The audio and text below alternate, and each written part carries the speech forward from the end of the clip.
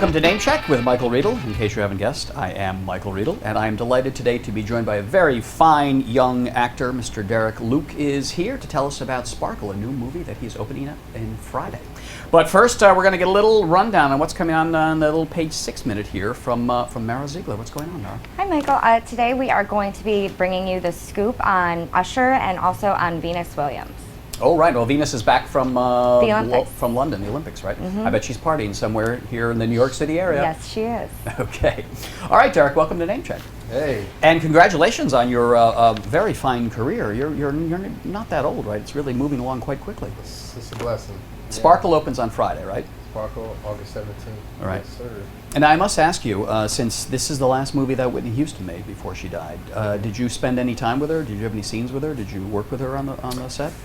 You know, I said to myself, I says, how can I get a chance to spend time with Whitney? So I conjured up this moment where I sat in her chair and I tried to get a conversation with her. And how did it go?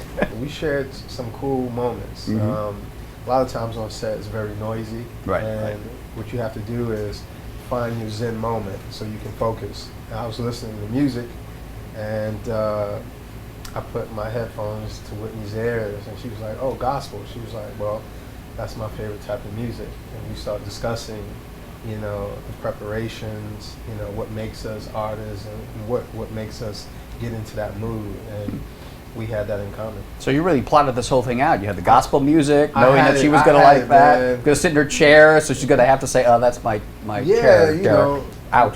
Whitney, and it was cool because between takes, Whitney Houston was like a young girl. We were, Jordan, Tika, Carmen, they were doing the dougie, mm-hmm. and they invited, Whitney came in, and basically Whitney was like, show me how to do the dougie.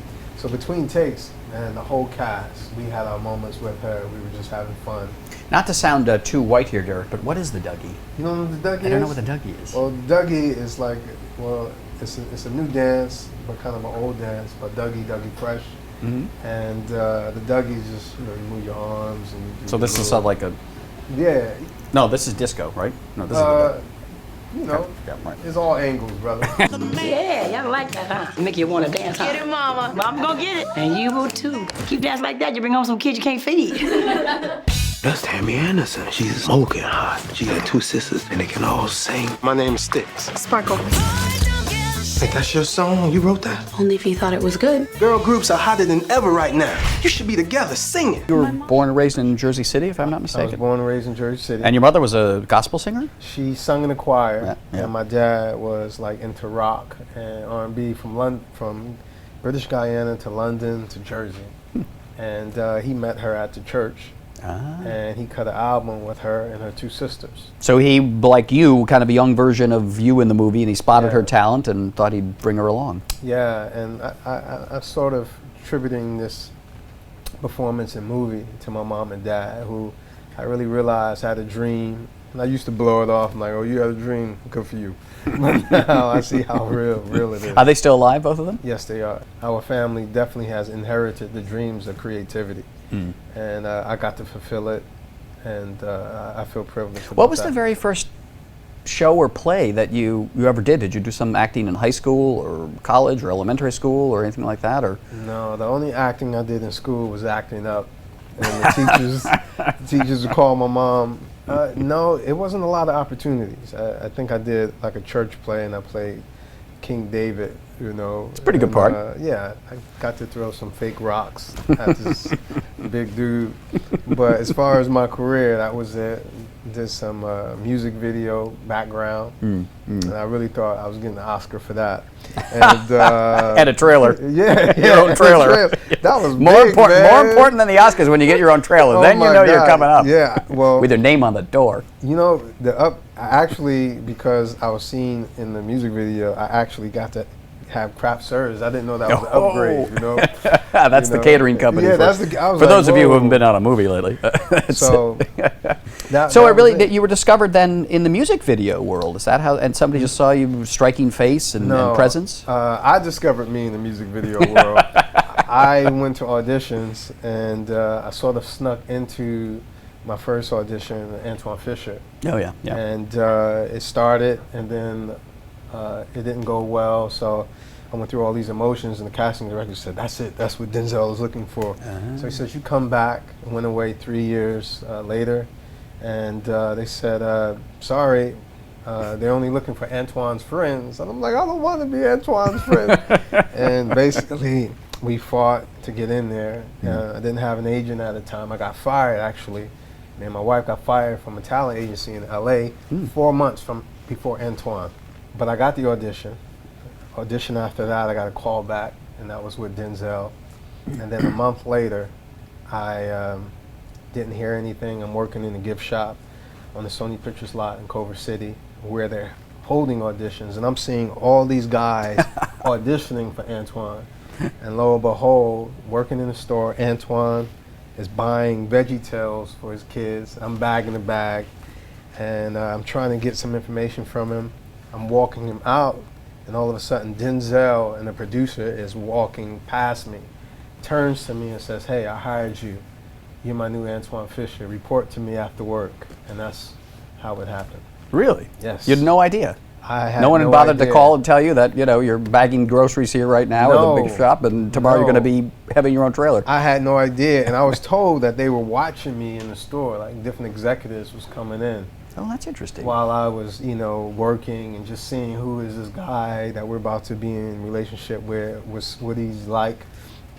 And I had no idea. I just thought, I was bagging candy and newspaper, and I loved it too. Did you ever slip your headshot and resume to any of them in the bag? I tried, but I didn't have that swag. I just was like, "Oh no, this is not good for me."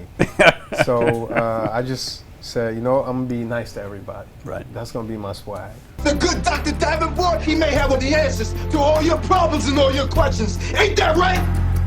You are addressing a superior officer. You understand me? Do you understand me? Well, what do I do? Because I don't know what to do. You need to find your own family. Why do I have to forgive? To free yourself. Now we're going to check in with Mara Ziegler from Page 6, who's got all the hot gossip right off the pages of the New York Post. What do you have for us, Mara? Alrighty. Well, Usher performed for the first time this weekend since the tragic death of his stepson. He took the stage out in the Hamptons at Ron Perlman's house for a benefit for the Apollo Theater. Joining him, it was a star-studded roster. There was Sir Paul McCartney, Richie Sambora, John Bon Jovi, Pharrell, Lee LaBelle, and Jennifer Hudson. So it was a great night of music, with Usher actually calling it karaoke for billionaires. The event raised $2 million for the Apollo. And Usher also did a toast where he told the crowd, "For all the hard times, you can't do it without your friends." And you got something about Venus and Serena for us? They're Yes. partying hard after their Olympic triumphs. We also ran into Venus Williams this weekend while out in the Hamptons. She was throwing a party for her new fashion line. It's a tennis celebrity line called 11. She was telling us that her and her sister Serena celebrated their Olympic gold win by not going to a club, not doing anything like that. They actually stayed at their mother's apartment near Wimbledon and just had a dance party. And if you think that that sounds tame, I guess it wasn't. Their mom kept telling them to turn the music down because she was worried that the neighbors were actually going to complain. I like how they say, well, we ran into Venus and Serena out in the Hamptons. We, the royal we from Page 6. We had to run. Now take me back. I'm fascinated by this working on the Sony lot, because you are so close to what you want, but yet so far away from it. I mean, that must have been frustrating in some ways. No, I could be there. I should be on the other side of this counter. Yeah. I should be the one that is buying the stuff here. It must be difficult for a struggling actor to put yourself so close to that world you want to be into. You know what? What I call being close to your dream is I call it putting the seed in the soil. You're the closest to what you want to be. So I heard this guy in the radio, he was like, many people haven't found the job they want is because they're looking in the wrong direction. They're applying for jobs that's not associated with their dream. So I figured if I'm on the Sony lot or in a movie theater, I'm going to be constantly looking at movies, movie stars. So for me, it was all about settling. Because most people come to LA, they have the dream, and if it doesn't happen, what they call overnight, they pack up. Right. So for me, it was all about foundation. Outside of the struggle, just being on the lot just keeps you centered. You know, it really keeps you desiring and hungry, and that's what it did to me. Were you taking acting lessons while you were bagging the gifts at the Sony gift shop? I started out taking acting lessons. I took like 2 acting classes, which I thought, you know, now I have my PhD in theater. But no, what happened, sort of like Sparkle, my character, I meet this woman, and I'm like, well, I'm not really out here for no woman, man. I'm out here for the dream, the acting. And a lot of times you see love, and then you see Hollywood, and you're like, make a choice. And I felt like I could have my cake and eat it too. So we got married, get married young. That means you have to work. Right. And you're still married. You're married yeah, to, what's your wife's name? Sophia. Sophia. You married in '98, I think? Yeah, Yeah. that's pretty good. I got this things called notes. Um, But that's great though, because you're out there struggling young, you get married, and you could very easily have said, you know, I can't do this. I'm not going to get a job here. I've got to provide. I'm going to have to go in another direction. But she supported you in the. Yeah, so she did support, and that's when I found out that talent is a small currency to so-called making it. You need like encouragement, you need words, and even though, you know, all my peers were saying I was going backwards because I was working in the shop, so I couldn't afford acting classes unless you give me like a $5 deal, you know. But they said I was going backwards, but I believe I went forward. And look at there. I mean, you know, little did you know, you're being spied on by all the big executives from Sony and Yes, Denzel. sir. Yeah, I even, you know, it's funny. I was in the locker room when they were discussing who to put in Bad Boys.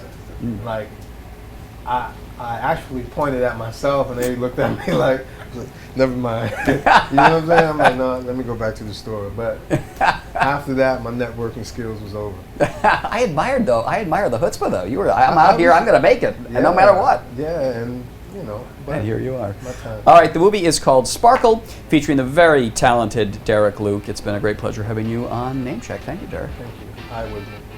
That's right. We'll see you next time on Namecheck.